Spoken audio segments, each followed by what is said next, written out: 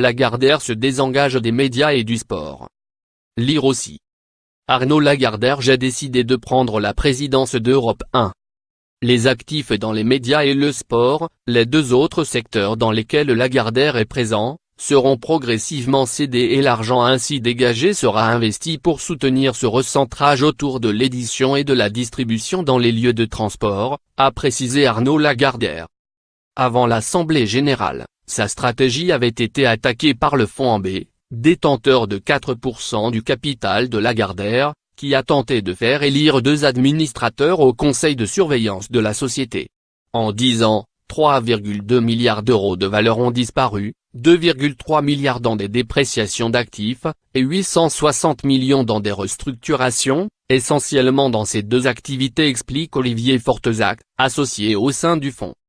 Si Ambé n'est pas parvenu à s'imposer au conseil de surveillance, le fonds se félicite néanmoins du recentrage du groupe qu'il avait appelé de ses vœux. Nous sommes ravis qu'Arnaud Lagardère ait enfin décidé de mettre en place la stratégie que nous lui suggérions l'an passé, complète le gérant du Hodge Fonds qui compte bien rester pour l'instant au capital. Qu'est-ce qui a décidé M.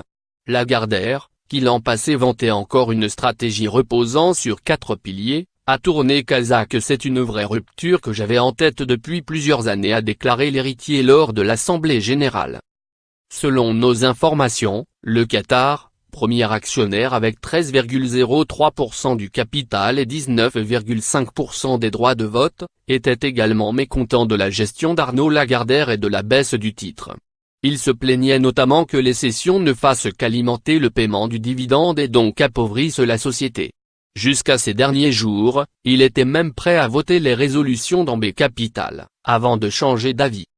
Même si Ambé n'a pas réussi à imposer, comme il le souhaitait, de nouveaux administrateurs indépendants au sein du conseil de surveillance, il réitère la nécessité de faire évoluer cette instance, seul contre-pouvoir dans une société en commandite, une structure qui permet à Arnaud Lagardère d'avoir tout pouvoir. Le fonds considère que le conseil n'est pas indépendant. En témoigne par exemple la double casquette de Xavier de Sarro, qui à la fois préside du conseil et chargé d'une mission auprès de la gérance, l'instance où siège l'héritier de Jean-Luc Lagardère, payé 240 000 € par an. Également contestable la longévité de certains administrateurs, comme Georges Caudron de Courcelles, administrateur depuis 1998, ou Pierre Lescure, depuis 18 ans.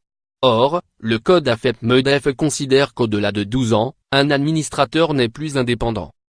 En répondant en partie aux demandes des actionnaires, M. Lagardère espère ainsi obtenir une rentabilité améliorée grâce à une évolution de la génération des flux de trésorerie et une diminution du niveau global des investissements nécessaires à la croissance. L'édition, un secteur rentable et au ventre relativement stable, représentait, en 2017, 33% du chiffre d'affaires du groupe mais la moitié de son résultat opérationnel. Le travel retail boutique dans les gares et aéroports a apporté 48% du chiffre d'affaires du groupe en 2017. Si elle affiche une marge plus modeste, 27% du résultat opérationnel, elle est, selon M. Lagardère, un moteur de croissance pour le groupe. Sur les cessions à venir, en particulier dans le secteur des médias, M. Lagardère n'a pas voulu donner de détails, affirmant que les salariés des entreprises concernées devaient être informés préalablement. Le mouvement est en route et nous ne ferons pas demi-tour, a-t-il dit. Le groupe avait annoncé, mercredi 18 avril, être entré en négociation exclusive avec un groupe tchèque, Czech Media Invest, pour lui céder ses titres de presse magazine en France et ses déclinaisons, y compris les sites internet d'Elle dans l'Hexagone, mais aussi version Femina, Art et Décoration, Télé 7 jours et ses déclinaisons, France Dimanche, Ici Paris et Public. Nous ne vendons pas Elle, nous vendons une licence sur le magazine, nous gardons la marque, a-t-il précisé, expliquant qu'il était temps de se dégager des médias. Il faut le faire de manière propre et en respect total de tous les salariés. Selon lui, l'acheteur tchèque aura besoin de tous les effectifs que nous allons apporter, qui font ce qu'est Elle, Télé 7 jours. Ici Paris ou France Dimanche, car il n'a pas d'autres titres en France pour faire d'éventuelles synergies. Lire aussi. Lagardère négocie la vente de sa presse magazine, dont elle est Télé 7 jours, à un groupe tchèque.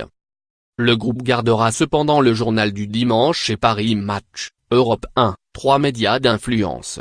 Interrogé sur les difficultés que traverse la radio du groupe, M. Lagardère, qui en avait pris directement la présidence en avril 2017, a promis des annonces sur un éventuel changement d'équipe dans quelques jours. Lire aussi. Arnaud Lagardère annonce l'arrivée de Frédéric Schlesinger à Europe 1.